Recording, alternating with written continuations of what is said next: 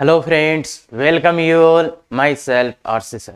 यदि आप हिंदी माध्यम के विद्यार्थी हैं और आईआईटी जेईई एडवांस की तैयारी कर रहे हैं या फिर मेंस की, तो देखिए बच्चे, अगर जो ये कोऑर्डिनेट ज्योमेट्री है 11th का पोर्शन, अगर ये आपको बहुत अच्छे से आता है तो आप बाकी के लोगों से बहुत आगे हो जाओगे। तो ये आपको समझना पड़ेगा कि कैसे आप बाकी लोगों से आगे जाते हो। 11th का इकलौता ऐसा ये मैथमेटिक्स में केवल यही चीज है जो आपको बाकी लोगों से आगे ले जा सकती है। बाकी चीजें देखिए, क्वाड्रेटिक, सीक्वेंस सीरीज, बाइनोमियल, ये सबको आते हैं, पर ये जिसको आ गया वो बहुत आगे निकल जाता है। तो अगर आपका एम यही है तो बिल्कुल बच्चे, ये लेक्चर्स अगर आपने पूरे देख लिए और थोड़े से क्वेश्चंस प्रैक्टिस कर लिए तो कोई रोक नहीं सकता।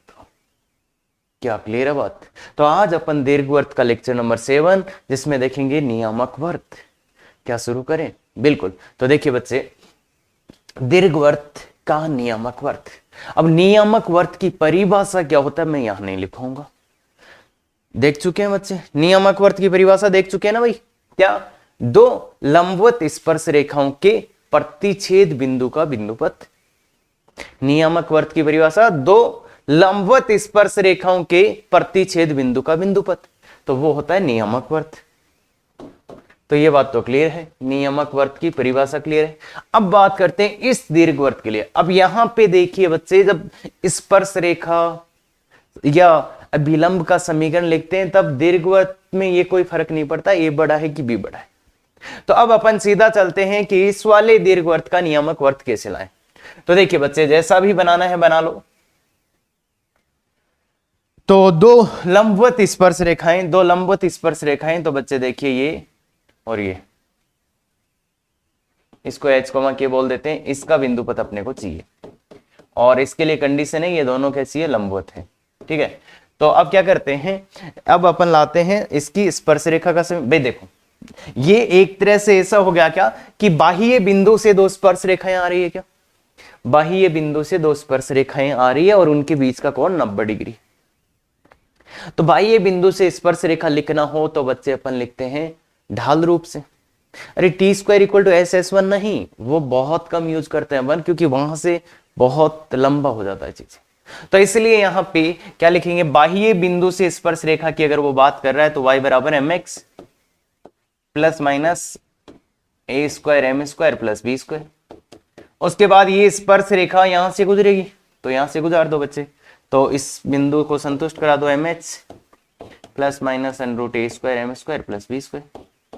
अब इस अंडरूट को हटा लेते हैं थोड़ा सा, तो इसको इधर ले आओ, k माइनस एम एच का whole square equal to a²m² plus b²। भाई वर्क करेंगे तो यही आ जाएगा। थोड़ा सा और अच्छा लिखेंगे तो देखो m² का गुणांक आ जाएगा h² यहां से और a² यहां से, तो h² minus a² plus minus 2khm यहां से आ जाएगा, plus constant term k² minus b²।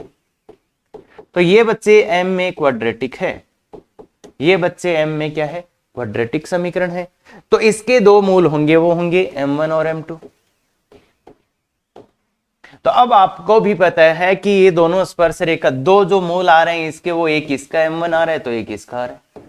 तो अब प्रतिबंध चाहिए एक, किसके लिए, लोकस या बिंदुपथ निकालने के लिए। तो बच्चे वो प्रतिबंध क्या है, m1 m2 -1। बिल्कुल, वेरी गुड, m1 m2 -1। तो बताइए बच्चे, m1 m2 का मान कितना आ रहा है, यहां से m1 m2 -1 अपने को लगाना है। तो m1 m2 का वैल्यू बोलिए, k² by b² upon h² minus a² is equal to -1। इसको वजर गुणा करके इधर ले आओ तो ये आपको दिखेगा, थोड़ा सा इधर उधर करोगे तो देखो ये दिखेगा आपको a² प्लस b²। बिंदुपथ चाहिए तो x² plus y² equal to a² plus b²। तो ये आ गया बच्चे। हाँ देखो, इसका आ गया नियामक वर्त, इसका आ गया नियामक वर्त, डायरेक्टर सर्कल इसका आ गया है x² plus y² equal to a² plus b²। तो देखिए बच्चे, तो ये सीधा सीधा याद रखना है, इस वाले दीर्घवृत्त का नियामक वर्त क्या होता है, ये होता है। 100% याद होना चाहिए। कोई फर्क इससे नहीं पड़ता है कि कैसे याद हुआ। बाकी जब अपन अति परवलय करेंगे तब मैं ये बताऊंगा कि अगर आपको ये याद है, अगर आपको इसका दीर्घवर्त का नियामक वर्त याद है, तो कैसे आप अति परवलय का नियामक वर्त लिखेंगे और कैसे आप वर्त का नियामक वर्त लिखेंगे। यस बच्चे, वो वहां बताऊंगा। अभी अपना, अरे बहुत गजब का चीज है अति परवलय में, अपन की सभी रिजल्ट्स को जितने भी पूरे लिखे उन सबको कैसे याद रख सकते हैं अपन कम से कम एफर्ट में, तो वो चीज मैं वहां बताऊंगा। पर अभी इसको तो सर याद करना है क्या? बिल्कुल याद करना सर, 100% पक्का 100%। सर इधर और लगा दें, कोई फर्क नहीं पड़ता ना, तो याद करना ही है, कोई दिक्कत नहीं, आ जाएगा। X square plus y square equal to a square plus b square. अब इसी से एक दो चीजें और लिख लेते हैं सो दैट अपन सभी के लिए लिख पाए। अगर मैं इस वर्त का केंद्र बोलूं तो 0 0 है, इसका केंद्र 0 0 और इसका भी केंद्र 0 0 है क्या? तो मतलब इसका केंद्र और इसका केंद्र क्या होगा? बराबर होगा। और इसकी त्रिज्या क्या हो जाएगी? तो देखिए, नियामक वर्त का केंद्र बराबर दीर्घवर्त का केंद्र। जो नियामक वर्त का जो केंद्र आएगा बच्चे, वो वही होगा जो दीर्घवर्त का केंद्र होगा। और नियामक वर्त की त्रिज्या क्या होगी? देखो ये आर स्क्वायर है, तो त्रिज्या का मान क्या होगा? ये। तो ये नोट याद रख लोगे तो आप किसी भी दीर्घवर्त का नियामक वर्त लिख सकते हो। जो नियामक वर्त आएगा उसका केंद्र वही होगा जो दीर्घवर्त का केंद्र होगा, और उसकी त्रिज्या √a² + b²। ये याद रखना ही रखना है। इसको इससे भी रिलेट कर लो सो दैट कल को या परसों को कोई ऐसा दीर्घवर्त आ जाए जिसका नियामक जिसका केंद्र 0 0 नहीं हो, तो उसका भी आप लिख पाओ, मतलब सभी का लिख पाओ। इसलिए इसको याद करना बहुत आसान। तो इससे यहीं पे रिलेट कर लो चीजें, तो बात में काम आएगी। तो बिल्कुल बच्चे ये याद होना चाहिए, और आगे की चीजें इससे अपन लाएंगे। क्या बात क्लियर है? और परिभाषा नियामक वर्त की आज तक तो याद हो ही गई होगी। बिल्कुल बच्चे, चलिए हाँ, क्वेश्चन है, दीर्घवर्त पर बिंदु से आने वाली स्पर्श रेखाएं लंबवत है। क्या बोला इसने? दीर्घवर्त इस पर बिंदु से आने वाली स्पर्श रेखाएं लंबवत है। इसका मतलब थोड़ा बहुत रिलेट करो, क्या हो सकता है इसका मतलब? यस बच्चे, कि भाई इस दीर्घवर्त पे जो इस बिंदु से स्पर्श रेखाएं आ रही है, ये इस बिंदु से स्पर्श रेखाएं आ रही है वो 90 डिग्री पे। इसका मतलब क्या है बच्चे? ये बिंदु कहां है भाई? ये देखो, इस बिंदु से आने वाली स्पर्श रेखाएं 90 डिग्री पे। इसका मतलब ये बिंदु कहां रहेगा? यस बच्चे, कहां रहेगा? नियामक वर्त पे। भाई नियामक वर्त क्या होता है? जहां से 90 डिग्री वाली स्पर्श रेखाएं खींची जा सके। तो इसलिए ये बिंदु कहां होगा? नियामक वर्त पर। ये बिंदु कहां होगा? नियामक वर्त पर। ये बिंदु होगा नियामक वर्त पे, तभी इससे 90 डिग्री वाली स्पर्श रेखाएं खींची जा सकती है। तो इसलिए इसको लिखिएगा x² / 9 + y² / 16 = 1। तो इसका नियामक वर्त क्या आएगा? देखिए यहां पे इस चीज से कोई फर्क नहीं पड़ेगा ए बड़ा है कि बी बड़ा है, कोई फर्क नहीं पड़ेगा। तो इसलिए नियामक वर्त इसका क्या हो जाएगा? x² + y² = a² + b²। तो a² + b² का वैल्यू पुट कर दो बच्चे, तो ये आ जाएगा x² + y² = 9 और 16 25। तो अब क्या है? अब ये बिंदु कहां है? नियामक वर्त के ऊपर है, तो इसको डालो। ये बिंदु है नियामक वर्त के ऊपर, तो डालिए बच्चे इस बिंदु को। ये वाला बिंदु नियामक वर्त के ऊपर है, तो इसको इसमें संतुष्ट करा दो। तो कितना आ जाएगा? 3 का स्क्वायर प्लस लेमडा का स्क्वायर इक्वल टू 25। तो लेमडा स्क्वायर कितना आ जाएगा? 16। तो लेमडा के वैल्यूज क्या आ जाएंगे? +-4। लेमडा के मान क्या जाएंगे? +-4। तो लेमडा के दो मान हो सकते हैं, जो क्या क्या हो सकते हैं बच्चे? +4 और -4। तो यहां पे आपको एक फील आना चाहिए कि हाँ, अगर ऐसा बोले कि कोई बिंदु से 90 डिग्री पे स्पर्श रेखाएं खींची जा सकती है, तो वो बिंदु कहां होगा? नियामक वर्त पे।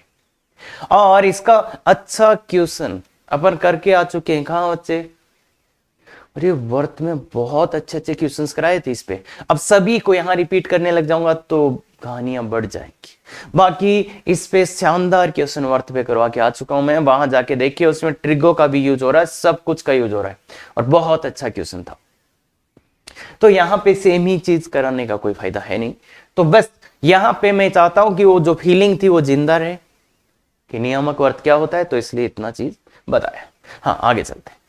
तो अब दीर्घ वर्त के लिए वो ही चीजें देखो जो रिपीट होने वाली है, और ये चीजें अभी एक बार और बताऊंगा, पर फिर भी बच्चे अगर आपने इनमें मास्टरी कर ली ना तो आपको कभी ये कोऑर्डिनेट ज्योमेट्री का डर नहीं लगेगा। एक होता है स्पर्श रेखा युगम। स्पर्श रेखा युगम क्या होता है बच्चे, ये से ये है, ऐसा दीर्घवृत्त है, तो यहां से दो स्पर्श रेखाएं इस पे खींची जा सकती है। ये जो बिंदु P है, इससे दो स्पर्श रेखाएं PA और PB खींची जा सकती है। तो ये PA और PB को संयुक्त रूप में क्या कहते हैं, स्पर्श रेखा युगम। PA और PB को संयुक्त रूप में क्या कह सकते हैं, स्पर्श रेखा का युगम, स्पर्श रेखा युगम। तो जो ये है PA एंड PB, PA तथा PB, PA तथा PB का संयुक्त समीकरण, मतलब PA तथा PB को संयुक्त रूप से स्पर्श रेखा युगम कहते हैं। तो इनका संयुक्त समीकरण अगर निकालना हो, मतलब दोनों रेखाओं का एक साथ समीकरण निकालना, तो वो किससे आता है बच्चे, वेरी गुड, T² = SS1 से। और ये लिखना सिखा चुका हूं क्या मैं, T कैसे लिखते हैं, S तो वो खुद ही होता है, S1 क्या होता है, आ चुकी है ना ये बातें। अरे भाई अगर अपना x² + y² + y² b² = 1 है, तो इसके लिए s क्या होगा, इसके लिए s ऐसे ही लिखना पड़ेगा, x² y² + y² b² -1 ये, और इसको x1 y1 मान लेंगे, इसको x1 y1 मान लेंगे अगर, तो s1 कैसे आएगा, तो s1 कैसे आएगा बच्चे, s ये आएगा, तो s1 कैसे आएगा, s1 मतलब ये बिंदु डाल दो इसमें, x1² y² + y1² b² -1, और t कैसे आएगा, t के लिए क्या लिखो, तो ये x1 a² + y1 b²। तो ये s1 ये t, तो ये लिखना सीख चुके हैं अपन, तो संयुक्त समीकरण PA और PB का जब संयुक्त समीकरण चाहिए तब ये यूज कर लेना, या फिर वो PA और PB के बारे में बात कर रहा हो तो बिल्कुल बच्चे आप इस समीकरण की बात कर रहा हो पर एक साथ। अगर PA तथा PB का अलग अलग समीकरण चाहिए तो फिर तो वो बाह्य बिंदु से स्पर्श रेखा वाला कंसेप्ट है, लगा देना। क्या बात क्लियर है बच्चे, पक्का? तो बहुत अच्छे से ध्यान दें, PA PB का संयुक्त। अब एक होती है स्पर्श जीवा, ये भी बड़ी काम की चीज है। स्पर्श जीवा क्या होती है, ये स्पर्श जीवा क्या हो सकती है, ये रेखा AB, मतलब रेखा जो AB आ रही है ये है रेखा AB। रेखा AB होती है क्या, स्पर्श जीवा। तो स्पर्श जीवा का समीकरण क्या होता है, तो स्पर्श जीवा AB का समीकरण कैसे लाते हो बच्चे, स्पर्श जीवा AB का समीकरण कैसे लाते हो, बिल्कुल बच्चे बाहर का बिंदु अगर ये है तो t = 0, तो मतलब यहां पे क्या आ जाएगा, अगर ये वाला दीर्घवृत्त है तो क्या आ जाएगा, t = 0, x1 + y1 b² = 1, तो ये आ जाएगा। तो स्पर्श जीवा, ध्यान दे, अगर बाह्य बिंदु है तो इस रेखा को स्पर्श जीवा बोलते हैं, क्योंकि ये स्पर्श बिंदुओं को मिलाने वाली रेखा है। तो इसका समीकरण आता है बच्चे t = 0, याद होना चाहिए। अगर बिंदु दीर्घवृत्त के ऊपर हो तो t = 0 से क्या आता है, यस बच्चे स्पर्श रेखा आता है, पर बाहर बिंदु हो तो t = 0 से क्या आता है, स्पर्श जीवा। बहुत ही क्लैरिटी के साथ अब पता होना चाहिए आपको कि क्या ये होते हैं। क्या बात क्लियर है, बिल्कुल। तो चलिए बच्चे आगे, हाँ, मध्य बिंदु वाली जीवा और जीवा की लंबाई। मध्य बिंदु वाली जीवा तो अब ये बहुत बार पढ़ चुके हैं, किसी भी द्विघात वक्र के लिए मध्य बिंदु वाली जीवा क्या होती है, बिल्कुल बच्चे, तो कैसा भी क्वाड्रेटिक वक्र हो, द्विघात वाला हो, तो अगर किसी जीवा का समीकरण निकालना है जिसका मध्य बिंदु x1 y1, देखो क्या होगा, इसमें मध्य बिंदु आपको दिया जाएगा और इस AB का समीकरण निकालना है। मध्य बिंदु AB का मध्य बिंदु P है, इस AB का समीकरण निकालना है, तो वो कैसे आता है बच्चे, AB का समीकरण, तो t = S1 आता है, t = S1, t लिखना आता ही है, S1 लिखना आता है, अभी भी बताया था।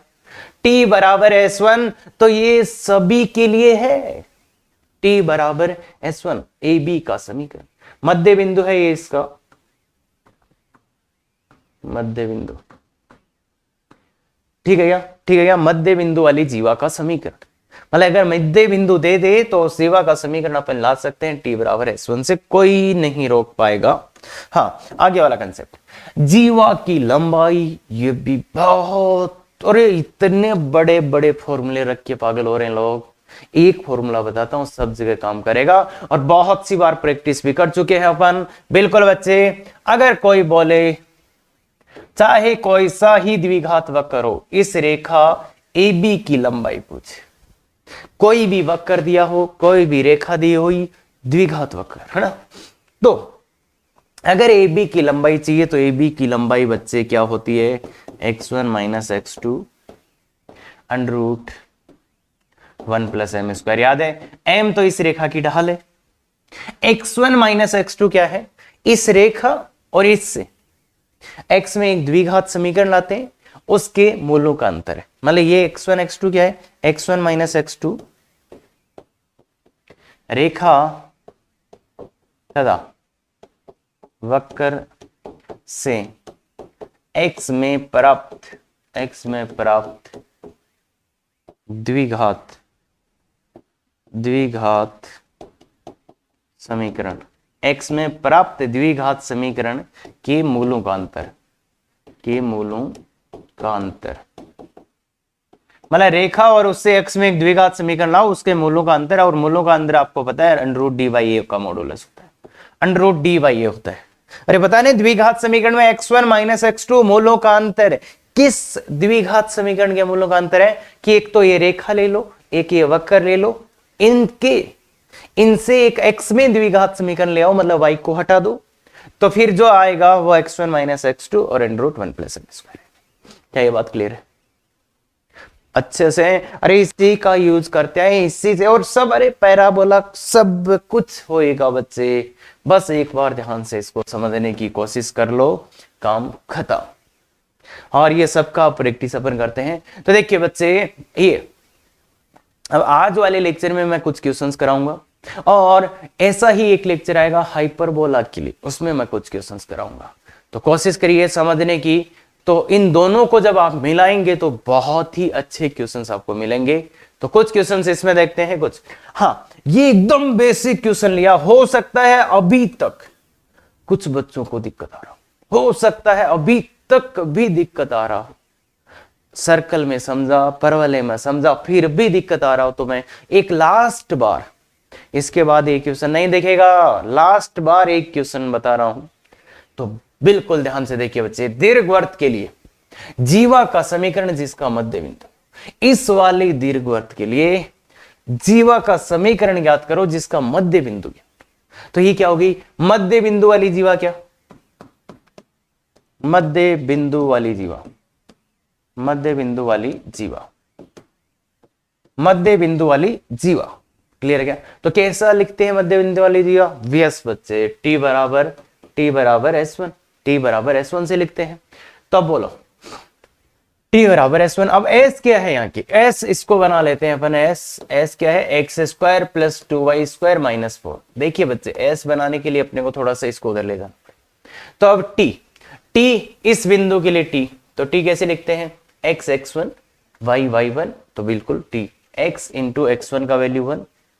अच्छा वैसे लिखो, चलो ठीक है, x x1 plus 2y square की जगह y y1 minus 4 equal to h1 क्या होता है, ये x1 y1 उसमें डाल दो, तो x1 का स्क्वायर प्लस 2y1 का स्क्वायर माइनस 4। बच्चे इससे बेसिक कोई नहीं जा सकता, कहां जाओगे? t बराबर S1, t कैसे लिखते हैं ऐसे, S1 कैसे लिखते हैं? अब x1 y1 की वैल्यू क्या है ये, तो 1 1 डाल दो, x1 का value 1, x x1 plus 2y into 1 minus 4 equal to 1 plus 2 minus 4। देखो 4 से 4 कट गया, x plus 2y equal to 3, x plus 2y equal to 3, ये आंसर है मध्य बिंदु वाली जीवा का समीकरण। मध्य बिंदु वाली जीवा का समीकरण। क्या बात क्लियर है बच्चे? बिल्कुल बिल्कुल क्लियर होना चाहिए। हाँ अब है बिंदु से आने वाली स्पर्श रेखाओं की स्पर्शिवा, मतलब बिंदु से आने वाली स्पर्श रेखाओं की स्पर्शिवा, मतलब इस पे आपने क्या खींची, यहां से 5,1 से आपने खींची स्पर्श रेखाएं। तो स्पर्श रेखाएं खींची है अगर आपने, तो यहां पे एक इसकी स्पर्श जीवा भी बनेगी। तो बच्चे इसको बोलते हैं स्पर्श जीवा। तो स्पर्श जीवा का समीकरण, स्पर्श जीवा का समीकरण बच्चे, स्पर्श जीवा का समीकरण क्या होगा, t बराबर 0। t कैसे लिखे इसके लिए, तो वही x(x1) plus y(y2), y square की जगह y(y1) -4 इक्वल टू 0। तो बोले बच्चे x1 y1 का वैल्यू इस बार ये है, ये x1 ये y1, तो क्या हो जाएगा 5x, x1 की जगह 5 डाल दिया, y1 की जगह n plus 2y -4 equal to 0। तो ये अपने को आंसर, ये अपने को आंसर है, ये अपने। तो स्पर्श जीवा बहुत ही सिंपल, बहुत ही सिंपल, कोई भी दिक्कत नहीं। अगर बच्चे इसमें दिक्कत आ रही है, अभी तक आ रही है, तो बोल दो कि सर जो बोल रहे हैं वो सार्वभौमिक सत्य है, यूनिवर्सल ट्रूथ है बच्चे। अगर इसमें दिक्कत आ रही है तो इसको रट जाओ, 4 बार रट जाओ, कोई फर्क नहीं पड़ता। रेखा, ये वाला क्वेश्चन भी अपन कर चुके हैं, पर ये वाले क्वेश्चन में बच्चों को दिक्कत आता ही आता है, तो एक लास्ट टाइम और करा देते हैं। हाँ लास्ट टाइम कर रहे हैं बच्चों, तो इस बार इतना इज्जत से देख लो इसको कि कभी कोई दिक्कत आई। बहुत ही अच्छे कंसेप्ट है इसमें। तो देखिए बच्चे, रेखा पर स्थित बिंदुओं से, इस रेखा पर स्थित बिंदुओं से, मतलब एक रेखा है उस पर स्थित बिंदुओं से इस पे क्या करी जा रही है, मतलब इस रेखा पर स्थित बिंदुओं से इस पे क्या खींची जा रही है, स्पर्श रेखाएं खींची जा रही है। तो स्पर्श जीवा एक निश्चित बिंदु से, मतलब इस रेखा पर स्थित बिंदु, मतलब कितने, कोई भी बिंदु से इस पे अपन जब स्पर्श रेखा खींचेंगे तो इनकी स्पर्श जीवा, मतलब जैसे यहां से स्पर्श रेखा खींची, तो इनकी जो स्पर्श जीवा आएगी ना बच्चे, जैसे यहां से तुम रेखाएं खींचो उनकी स्पर्श जीवा, यहां से खींचो इनकी भी आएगी, इनकी भी आएगी। तो जितनी भी ये स्पर्श जीवाएं आ रही है वो एक कहां से पास हो रही है बच्चे, निश्चित बिंदु से। तो देखो ये नाम दिख जाए, स्पर्श जो है एक निश्चित बिंदु से गुजरती है, तो ये दिखते ही आपके मन में केवल एक ही बात आनी चाहिए। अगर ये बोल दे कि रेखा एक निश्चित बिंदु से गुजरती है, तो एक ही बात आपकी जुबान पे आनी चाहिए, क्या, L1 प्लस लेमडा L2 बराबर 0। अगर कहीं पे भी ये लिख दे, अरे स्ट्रेट लाइन का कंसेप्ट है, बहुत पहले से कर रहे हैं, ध्यान से सुन लो, कहीं पे भी ये लिख दे कि एक रेखा है जो हमेशा एक निश्चित बिंदु से गुजरती है, तो उसका समीकरण कैसा आएगा, L1 प्लस लेमडा L2 बराबर 0। इसका मतलब इसका समीकरण ऐसा आना चाहिए, L1 प्लस लेमडा L2, और वो निश्चित बिंदु क्या होता है, L1 और L2 का प्रतिच्छेद बिंदु, L1 और L2 का प्रतिच्छेद बिंदु। तो करें शुरू। तो देखिए बच्चे, अब बोला इस रेखा पर स्थित बिंदुओं से, तो इस रेखा पे तो बहुत से बिंदु है भाई, ये बहुत से बिंदु है, तो कौन से बिंदु ले, तो मतलब बात ये हो गई क्या कि इस रेखा पर स्थित बिंदुओं से लागना है, इसका मतलब इस रेखा पे एक बिंदु मान लो, बिंदु मानना सिखाया हुआ क्या, बिल्कुल। तो एक चर बिंदु मान लो, इस पर लेमडा कोमा एक्स का मान लेमडा पुट कर दो, एक्स का मान लेमडा पुट कर दो, अरे बिंदु मानना आता है ना रेखा पर, एक्स का मान लेमडा पुट कर दो और वाई का मान यहां से निकाल लो, वाई का मान कितना आ जाएगा, लेमडा प्लस 2। तो ये बच्चे एक चर बिंदु मान लिया है रेखा पर, चर बिंदु मान लिया। अब ए बी का समीकरण क्या होगा, तो बोलो स्पर्श जीवा का समीकरण, स्पर्श जीवा ए बी का समीकरण, बोलो बच्चे इसका समीकरण क्या आएगा, इसका समीकरण क्या आएगा, तो क्या लिख दोगे, t बराबर 0, अरे स्पर्श जीवा t बराबर 0, बिल्कुल बच्चे t बराबर 0। तो इस बिंदु के लिए t बराबर 0 लिखो, तो x(x1) plus 2y(y1) equal to 4। x1 y1 का वैल्यू ये रहा, x1 y1 ही है ना ये, तो x1 का value lambda x lambda plus 2y lambda plus 2 equal to 4। इसको थोड़ा अच्छे से लिख लेते हैं, लेमडा वाले एक साथ, बिना लेमडा वाले एक साथ, तो क्या हो जाएगा देखो। चलो बच्चों एक और स्टेप लिखा से, तो देखो बिना लेमडा वाले आगे 4y-4 प्लस लेमडा वाले आगे x+2y। तो देखिए बच्चे ये किस फॉर्मेट की रेखा आ गई, जिस फॉर्मेट के लिए अपन चले थे। ये आ गया L1 प्लस ये आ गया लेमडा, ये आ गया फिर L2, L1 plus lambda L2 आ गया क्या, L1 plus lambda L2, L1 plus lambda L2। तो ये हमेशा ही किसके इंटरसेक्शन से पास हो गई, कि हमेशा L1 बराबर 0 तथा L2 बराबर 0 के प्रतिच्छेद से गुजरेगी, प्रतिच्छेद से गुजरेगी, मतलब इन दोनों के प्रतिच्छेद से ही हमेशा ही गुजरती है बच्चे। अब कुछ बच्चों को डाउट ये आ रहा होगा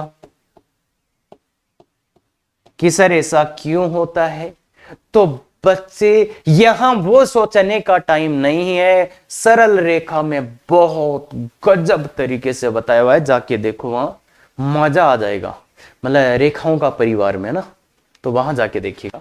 तो हमेशा L1 बराबर 0 और L2 बराबर 0 के प्रतिच्छेद से गुजरेगी। तो बोलो बच्चे L1 ये रहा 4y-4 = 0 और ये एक है x+2y = 0।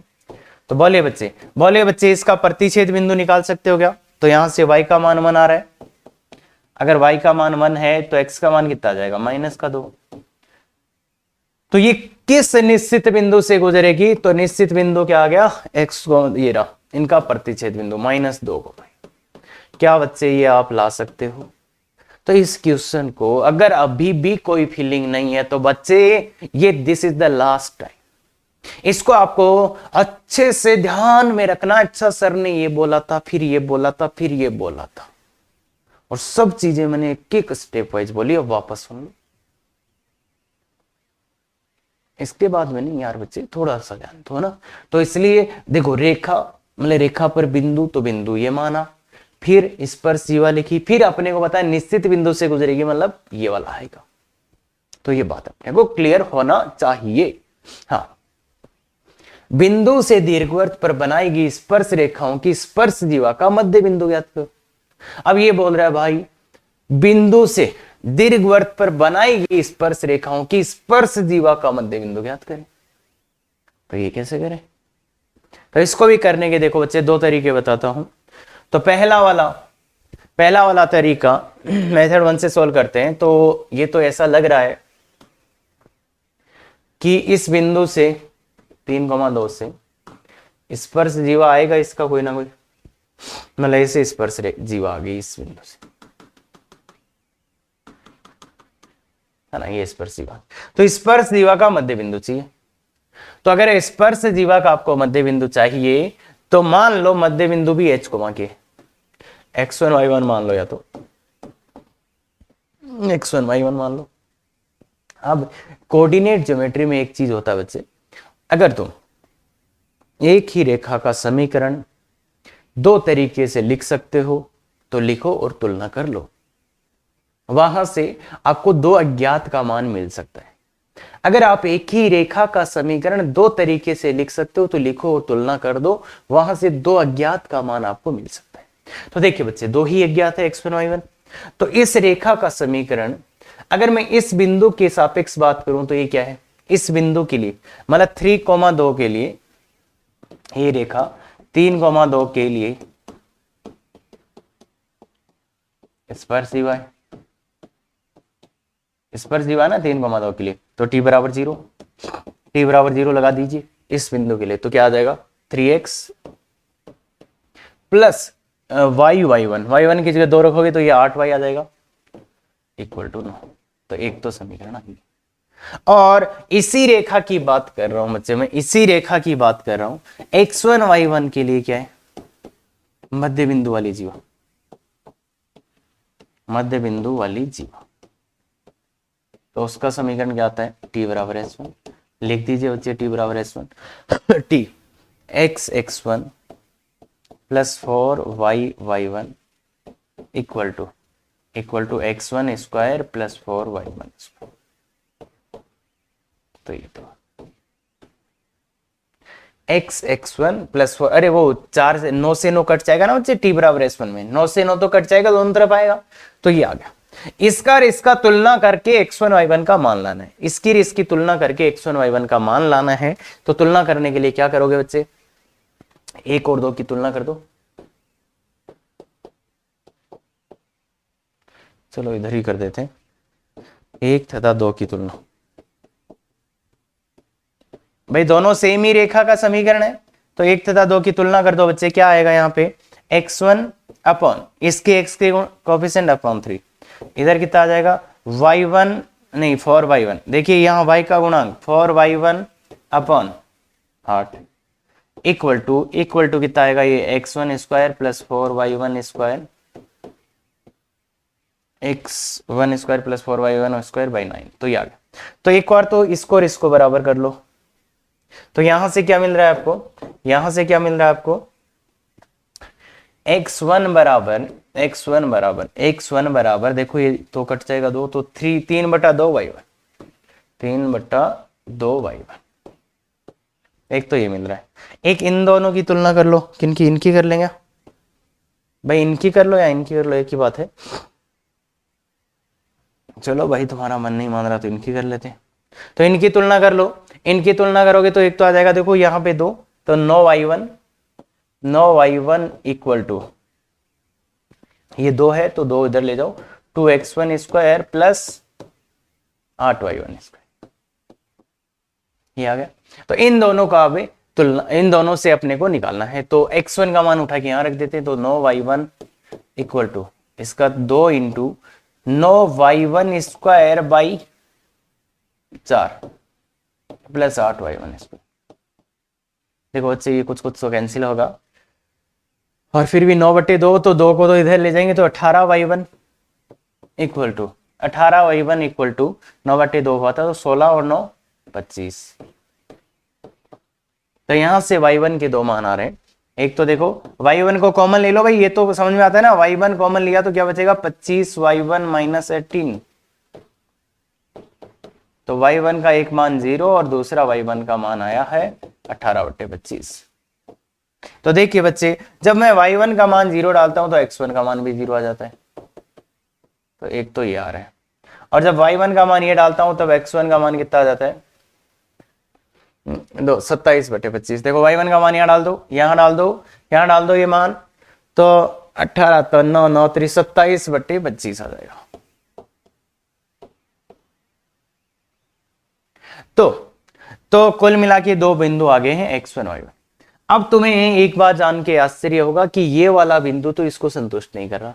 देखो ये वाला बिंदु नहीं हो सकता क्योंकि ये इसको संतुष्ट ही नहीं कर रहा, ये वाला बिंदु नहीं हो सकता क्योंकि ये तो इस रेखा, भाई वो मध्य बिंदु इसी का तो है, तो इस रेखा के ऊपर ही देखो, जो ये बिंदु मध्य बिंदु है वो इसी रेखा का तो है, तो ये इसके ऊपर आना चाहिए, तो ये इसको तो संतुष्ट ही नहीं कर रहा, इसलिए ये नहीं लेंगे और ये ले लेंगे। तो इसलिए आंसर क्या हो जाएगा बच्चे, 27/25, 18/25। गंदा सा आंसर आएगा, बिल्कुल यही आंसर है। मतलब मध्य बिंदु निकालना है तो ऐसा कर सकते हो, मतलब एक ही जीवा का समीकरण लिख लिया आपने 2 तरीकों से।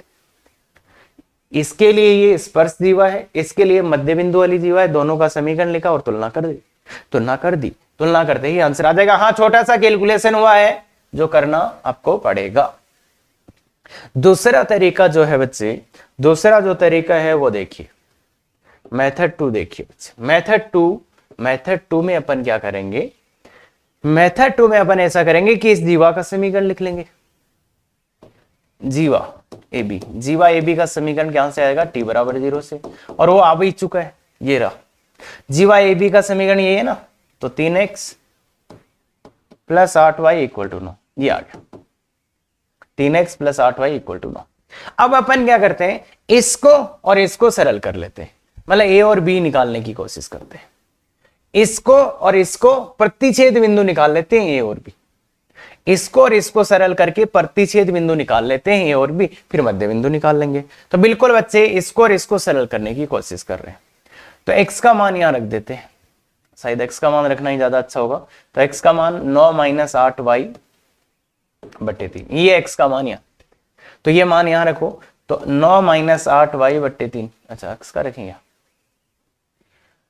चलो यार x का रख देते हैं, हम रख दिया तो रख ही देते हैं। ये square plus 4y1² equal to 9, है ना। तो इसको थोड़ा सा अच्छा करो बच्चे, तो 3 को तो गुणा कर दो उधर, 3 को गुणा करो तो 81 यहां बचेगा, प्लस 64y1² बचेगा, माइनस 90 72 144y1 बचेगा, प्लस 4, अब 9 चौक 36y1² बचेगा, इक्वल टू 9 से 81 हो जाएगा। तो थोड़ा अच्छा लिखेंगे तो कितना हो रहा है, 100y1² माइनस 144y1, और ये तो 81 से 81 उड़ ही गया, तो इक्वल टू। तो यहां से देखो, यहां से देखिए बच्चे, एक तो तरीका ये है कि अभी तो y1 की वैल्यू ही बहुत सिंपल आ रहे, तो वो ले आओ, y1 का वैल्यू ले आओ और y1 के 2 मान आ जाएंगे। तो जब यहां डालोगे तो x, अरे y1 कहां से आ गया, y1 कहां से, y है ना बच्चे, y है बच्चे, तो y के यहां से 2 मान ही आ गए, y के यहां से 2 मान ही आ गए, क्योंकि ये तो सिंपल सा समीकरण है, सीधा सीधा y का मान एक तो 0 आ जाएगा, तो वहां 0 डाल देना, एक y का मान आ जाएगा, देखो चलो निकाल लेते हैं, y का मान एक 0 आ रहा है बच्चे, और एक y का मान आ रहा है 144/100। तो 144/100 में किसका भाग जा सकता है, 4 का, तो 4 का भाग जा सकता है, तो ये 25 आ सकता है, और ये कितना आ सकता है, 4 3 और 36, 36/25 आ सकता है। y के ये 2 मान आए, तो यहाँ पे y के जब मान डाले जाएंगे तो x के भी 2 मान आ जाएंगे, तो एक तो x का मान, y का मान 0 डालो, x का मान कितना, यहाँ पे y का मान 0 डालो तो 9/3, 9/3, ठीक है।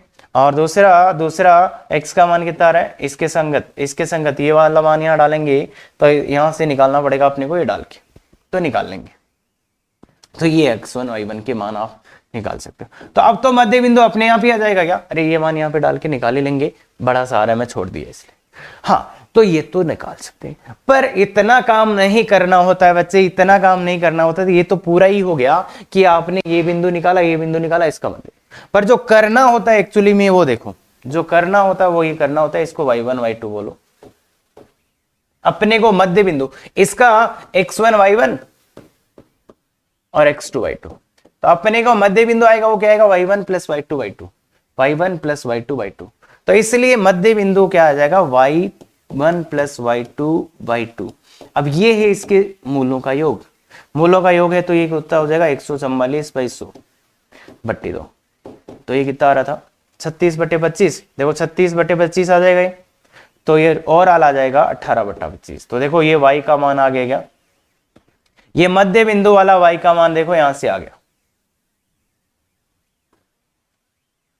भाई, y1 plus y2/2, y1 plus y2/2, मतलब इसके लिए मैंने x1 y1 माना, इसको तो मध्य बिंदु y1 प्लस y2/2, ये y1 x1 अलग था भाई, ध्यान रखना, हाँ तो ये आ गया।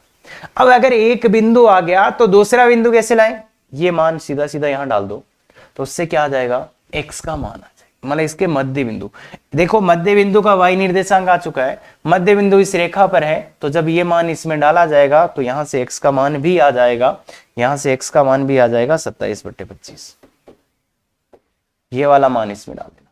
तो ये भी आप तरीका यूज कर सकते हो, मतलब पूरा सॉल्व करने की जरूरत नहीं है, केवल द्विघात समीकरण बना लो इससे और इससे, मतलब इस जीवा से और इससे, और फिर वहां से सीधा ही x1 प्लस x2/2 और y1 प्लस y2/2 ले आओ। जैसे y में समीकरण बनाया तो यहां से y1 प्लस y2/2 आ गया, और फिर दूसरा पॉइंट ला, एक y निर्देशांक आ गया मध्य बिंदु का, दूसरा निर्देशांक लाने के लिए यहां मान डाल देना, अरे दूसरा समीकरण मत बनाने लग जाना, एक ही समीकरण काफी है। यहां से मध्य बिंदु का एक निर्देशांक आएगा, दूसरे निर्देशांक के लिए इसी रेखा पर होगा वो, तो इस पे डाल देना, अपने आप आंसर आ जाए। समझ में आया नहीं, तो इसको ध्यान से सुन, बहुत गजब की चीज है, टाइम सेविंग है। हाँ ये भी तरीका है, ये भी तरीका है, और दोनों आपको कई बार क्या करते हो आप, इससे स्टार्ट कर लेते हो फिर पर एंड नहीं कर पाते, तो उसके लिए मैंने ये बताया। क्या बात क्लियर है? बिल्कुल। तो चलिए बच्चे, हाँ अब आते हैं इस पे, दीर्घवृत्त की जीवा की लंबाई याद करें जिसका मध्य बिंदु है। इस दीर्घवृत्त की जीवा की लंबाई ज्ञात करना है जिसका मध्य बिंदु ये है। नेट पे सर्च करो पहले, तब समझ में आएगा आपको कि कैसे कैसे निकाली जाती है इसकी लंबाई। तो देखो बच्चे, कितना सिंपल ये क्वेश्चन हो सकता है। पहले आप 5 मिनट ट्राई करो, नेट पे सर्च करना तो कर लो यार, फिर आपको समझ में आएगा। अच्छा ये वाले आप ही बोलोगे, मैं नहीं बोल रहा। हाँ तो देखिए बच्चे, चलो खुद से करो, खुद से करो, खुद से करो, फिर मैं बताता हूं आपको ये। तो इसने बोला है कि एक ऐसी जीवा की लंबाई ज्ञात करो जिसका मध्य बिंदु ये 1/2, 2/5। तो देखिए बच्चे कितना सिंपल हो सकता है। तो मैं क्या करता हूं, सबसे पहले जीवा का समीकरण निकाल लेता हूं। जीवा का समीकरण, जीवा का समीकरण कैसे निकालेंगे? t बराबर s1, t बराबर s1। यार थोड़ा सा इसको सही कर लेते हैं, नहीं तो t बराबर s1 में दिक्कत होगा थोड़ा सा। तो इसको अच्छे से लिख लेते हैं। तो ये आ जाएगा 16x² plus 25y² equal to 16 into 25 कितना, 400 होगा क्या? तो ऐसा आ गया। तो t बराबर s1 लिखने में अब आसानी होगी थोड़ी सी। तो बताओ t मतलब 16x1 plus 25y1 minus 400 equal to s1 16x1² plus 25y1² minus 400। देखो 400 से 400 तो कटना ही है। x1 y1 ये रहा, डाल दो। 16x इंटू x1 का मान बोलो 1/2 प्लस 25y इंटू y1 का वैल्यू डालो 2/5 इक्वल टू 16x1² 1/2 का स्क्वायर 25 2/5 का स्क्वायर। बोलिए बच्चे ये कितना हो जाएगा? 8x प्लस 5 दूनी 10y इक्वल टू ये कितना हो जाएगा? 4 से काट तो 4 और ये प्लस 4। तो 8 2 से कट रहा है, 2 से कट रहा है तो 4x plus 5y equal to 4। ये आ गई जीवा, ये आ गई जीवा। तो इस जीवा का समीकरण मैं ले आया। अब तो मुझे बहुत आसानी से जीवा का समीकरण में ले आया। अब ए बी निकालना हो तो बच्चे इससे सिंपल कोई तरीका नहीं हो सकता। क्या? ए बी का समीकरण, ए बी अगर निकालना हो तो बहुत आसान होता है। क्या होता है ए बी? ए बी बराबर a b x1 minus x2 upon √1 plus m²। यही होता है ना ए बी। तो m का मान तो मेरे पास है, m तो यहां से आ जाएगा। m का मान बोलो, m का मान तो आराम से निकाल सकते हैं यहां पे। m का मान तो -4/5 है, कोई दिक्कत नहीं है। अब ये कहां से लाएं? तो m का मान तो आ गया, ये कहां से लाएं? तो इसके लिए क्या करना होता है बच्चे? इससे और इससे, इससे और इससे एक किस में द्विघात समीकरण बनाना होता है? x में। इस वाली रेखा और इससे एक x में द्विघात समीकरण बनाना होता है। तो क्या करो बच्चे, यहां से उठाओ और y का मान यहां पे पुट कर दो। तो मैं यहां से उठा रहा हूं 5y का मान ही उठा देते हैं। 5y का मान आएगा 4 - 4x। तो इसका स्क्वायर करोगे तो ये आ जाएगा 16x²। ये मान इसमें डाल रहा हूं तो इसका स्क्वायर हो जाएगा 25y²। तो यहां पे डाल दो ये प्लस 4 - 4x। अरे अरे अरे पंगा तो नहीं हो रहा है, पंगा तो नहीं हो रहा है बच्चे किसी को? भाई ये मान मैंने यहां डाला है, अरे ये मान y का, तो देखो ये 5y का होल स्क्वायर ही तो है। तो ये मान मैंने यहां पे डाल दिया उठा के। किसी को कोई पंगा नहीं? बिल्कुल सही है। 16x² plus 16x² minus 32x plus 16 equal to 400। एक तो यार 16 से काट ही दो, सब जगह 16 ही 16 आ रहा है तो 16 से काट दो आप। तो ये 16 दूनी 32 था तो ये 2x² हो जाएगा, माइनस ये भी 2x हो जाएगा। और ये 16 से काटेंगे तो 1 हो जाएगा और ये कितना हो जाएगा? 25 हो जाएगा। 16 से कॉमन लेके काट दिया तो ये हो जाएगा। फिर से 2 से और काट दो, थोड़ा क्या बोला, देखो 25 हो जाएगा, ये 1 हो जाएगा। 16 से काटा, अब इसे ले आओ -24 तो 2 से और काट दो तो x² minus x minus 24 equal to 0। हालांकि इसके मैं रूट्स भी निकाल सकता हूं, रूट्स भी बहुत आसानी से निकल सकते हैं इसके, पर मैं नहीं निकालने के इच्छुक हूं। x1 में मेरे को तो x1 माइनस x2 चाहिए। हालांकि इसके रूट्स भी निकल जाएंगे, देखो सिंपल क्वेश्चन है इसलिए इसके रूट्स भी निकाल सकते हो आप। पर मैं सीधा ये निकालूंगा क्योंकि अरे बावड़े मुझे पता है ना कि आप रूट्स ना निकाल पाओ तो मैं ऐसा क्वेश्चन दे दूंगा, ऐसा इक्वेशन यहां बनेगा कि आपको समझ ही नहीं आएगा। तो इसलिए ये समीकरण लानी है। यहां से क्या निकालना है, यहां से क्या निकालना है, x1 minus x2, x1 minus x2 निकालना है। तो बोलिए बच्चे, x1 minus x2 under root D by A, under root D by A, under root D by A. तो x1 minus x2 root D by A. बताओ इस द्विघात के लिए रूट डी, तो B square 1 minus 4a into C, ये सब कट गया। अरे यार यहाँ 12 आ जाएगा ना, यहाँ 12 आ जाएगा। 4ac, सी का मतलब है, अच्छा घपला हो गया ये। x1 माइनस x2 ध्यान से देखिए, ठीक है, ये आएगा अपॉन ए का वैल्यू 1। तो ये क्या आ जाएगा बच्चे, देखो 48 49 बट्टे 1, तो इसलिए 7 आ जाएगा। ध्यान रखना मेथड यही रखेंगे अपन। हाँ मुझे पता है इस समीकरण को सिंप्लीफाई करके x1 x2 भी ला सकते हो आप, पर उसका जरूरत नहीं है, इसलिए ये 7 आ गया। तो इसका मान सीधा सीधा रख दो, ये 7 इंटू अंडरूट 1, चलो उससे लिख देते हैं। तो कितना आ रहा है, ये तो 7 आ गया, इंटू ये अंडरूट 1 प्लस कितना है 16 बटा 25, 16 बटे 25, 16 बटे 25 आ रहा है ना। तो 25 तो 7 बटे 5, और ये रूट कितना होगा 16 और 25,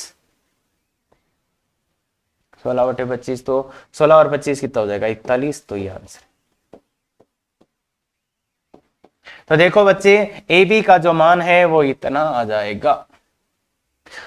तो इसमें ऐसा क्वेश्चन आए तो ट्राई ये करो कि अपन यही प्रोसीजर फॉलो करें थ्रू आउट द सभी क्वेश्चंस, सो दैट अपने को समझ आ पाए। तो दीर्घवृत्त के जीवा की लंबाई जिसका मध्य बिंदु हो, तो जीवा का समीकरण निकाल लिया। अब अगर समीकरण आ गया तो फिर जीवा की लंबाई निकालना आता है मुझे, x1 minus x2 under root 1 plus m square. तो बच्चे इस फॉर्मूले का इतना प्रैक्टिस कर लो कि कैसा भी क्वेश्चन आ जाए आप कर पाओ। और IIT एडवांस में 21 में क्वेश्चन आए, 2021, क्या बात कर रहे हैं, बिल्कुल जाके देखो पेपर। तो कोई दिक्कत नहीं होनी चाहिए बच्चे, इसको बहुत अच्छे से क्वाड्रेटिक आता है तो शानदार तरीके से लग सकते हैं। हाँ, ये दीर्घवृत्त की जीवा के मध्य बिंदु का बिंदुपथ ज्ञात करो जो मूल बिंदु पे समकोण बनाए। दीर्घवृत्त की जीवा के मध्य बिंदु का बिंदुपथ ज्ञात करना है जो मूल बिंदु पे समकोण बनाए। तो ये बहुत ही गजब का क्वेश्चन है, कोशिश करो 5 मिनट 10 मिनट 15 मिनट। हालांकि मैंने इसको समझाया था आपको परवले में, पर फिर से ये क्वेश्चन मैं ले रहा हूं क्योंकि परवले में तो दूसरा तरीका था, यहां तो इसलिए बच्चे बहुत गजब से इसका मेहनत करो तो दिख जाएगा। अगर समकोण पर मूल बिंदु बनाए, समकोण बनाए अगर मूल बिंदु पे, तो क्या होता है। तो देखिए बच्चे, जो भी ये है मुझे नहीं पता क्या है, ये वाली जीवा अगर इसके केंद्र बोल दे या मूल बिंदु पे समकोण बनाए तो इसका बिंदुपथ क्या होगा। ये 90 डिग्री बन रहा है, ओरिजिन पे 90 डिग्री बना रहा है ये और भी। तो देखो बच्चे, जो ए बी रेखा है उसका जो ये खंड कटा रहा है, ये यहां पे 90 डिग्री बना रहा है, तो क्या करें। तो देखिए बच्चे, यहां पे ओ ए और ओ बी, इन दोनों रेखाओं के बीच में 90 डिग्री है क्या, ओ ए और ओ बी। तो देखो ओ ए और ओ बी क्या है, इस दीर्घवृत्त और इस रेखा के प्रतिच्छेद बिंदुओं को मूल बिंदु से मिलाने वाली रेखाएं हैं क्या। इस दीर्घवृत्त और इस रेखा के प्रतिच्छेद बिंदुओं को मूल बिंदु से मिलाने वाली रेखाएं, अगर उनके बीच में 90 डिग्री का कोण आ रहा है तो समघातीकरण आपके समझ में आना चाहिए। समघातीकरण, समघातीकरण क्यों, समघातीकरण क्यों, समघातीकरण से ओ ए और ओ बी का संयुक्त समीकरण आता है और फिर 90 डिग्री वाला कंडीशन अपन लगा देंगे। तो इसलिए जिस बिंदु का बिंदुपथ चाहिए था उसको h, के मानूंगा मैं। तो आप बताओ ए बी का समीकरण बोलो, ए बी का समीकरण भाई t बराबर s1 ना, t बराबर s1। तो बोलो बच्चे x h t तो +2 k y equal to h square +2 k square. क्या, अरे भैया वही ना, वो -1 तो कहे t बराबर s1 लिखना आता है क्या, यस, तभी आप समझ पाएंगे इसको, t बराबर s1। इसके बाद में इसकी सहायता से इसको समघातीकरण करना है, तो इसकी सहायता से समघातीकरण करना है, तो इससे एक का मान लाते हैं अपन, अरे रेखा से एक मान लाते हैं किसका, 1 का, तो यही आता है क्या। अब इसको समघातीकरण करना है, समघातीकरण करना है तो अपन कैसे लिखते हैं, देखो एक्स स्क्वायर घात 2 और 2y स्क्वायर घात 2, यहां पे 1 है, इसकी घात 0 है, तो यहां पे क्या लिखते हैं, 1 का स्क्वायर, 1 का स्क्वायर लिखते हैं, 1 गुणा 1 का स्क्वायर लिख ही सकते हैं। अब ये 1 कहां से लिखते हैं, यहां से, तो बताओ x square plus 2y square equal to x h plus 2ky upon h square plus 2k square का होल स्क्वायर। अब देखिए बच्चे, इसको जैसे ही अपन ओपन करेंगे, इसको तो इधर भेज देते हैं, H square plus 2k square का whole square into X square भी होगा इसके साथ, और H square plus 2k square इसके साथ होगा बच्चे वाई स्क्वायर भी इसके होल स्क्वायर के साथ, और इधर जो होगा वो देखते हैं, H square x square plus 4k square y square plus 4hk(xy). इसको थोड़ा अच्छे से लिखेंगे तो देखिए बच्चे, एक्स स्क्वायर का गुणांक एक जगह लिख देते हैं, तो ये आएगा H square plus 2k square का whole square minus H square, ये है एक्स स्क्वायर का गुणांक, और वाई स्क्वायर का गुणांक H square plus 2k square का whole square minus 4k square, ये है वाई स्क्वायर का गुणांक, और जो भी है एक्स वाई का गुणांक 4hk(xy). तो ये बच्चे समघात समीकरण है, ध्यान से देखना, ये समघात समीकरण है, ये समघात समीकरण है। क्यों इसको समघात समीकरण बोल रहे हैं, यहां एक्स स्क्वायर, यहां वाई स्क्वायर और यहां एक्स वाई, मतलब इसमें भी घात दो, इसमें भी घात दो, इसमें भी घात दो, तो ये समघात समीकरण है। और ये कहां से लाए हैं अपन, इस रेखा और इसके प्रतिच्छेद बिंदुओं से लाए, तो पक्का ये समघात समीकरण ए और बी से तो गुजरेगा ही गुजरेगा। और ये अगर समघात समीकरण होता है तो वो मूल बिंदु से जाने वाली दो रेखाओं को दर्शाता है, मूल बिंदु से जाने वाली दो रेखाओं को, और याद करो रेखा युग्म, अगर कोई समघात समीकरण है तो वो हमेशा मूल बिंदु से जाने वाली दो रेखाओं को दर्शाएगा। और ये समीकरण लाए हैं अपन इन दोनों से, तो ये ए और बी बिंदु से तो जाएगा ही जाएगा और मूल बिंदु से भी जाएगा, तो ये क्या है, ओ ए तथा ओ बी का संयुक्त समीकरण।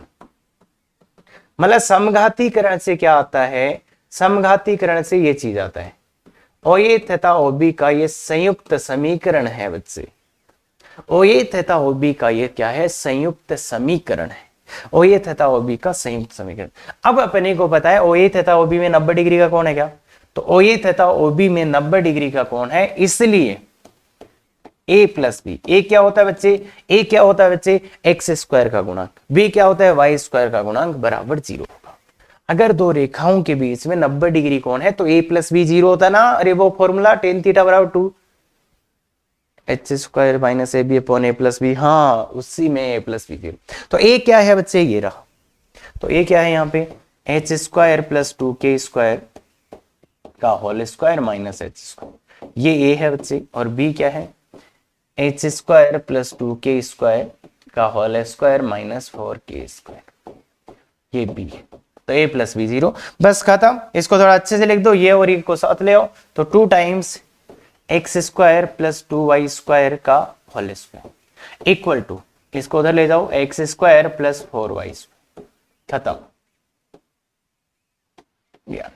ये आंसर आपका लोकस है। तो ये लोकस है।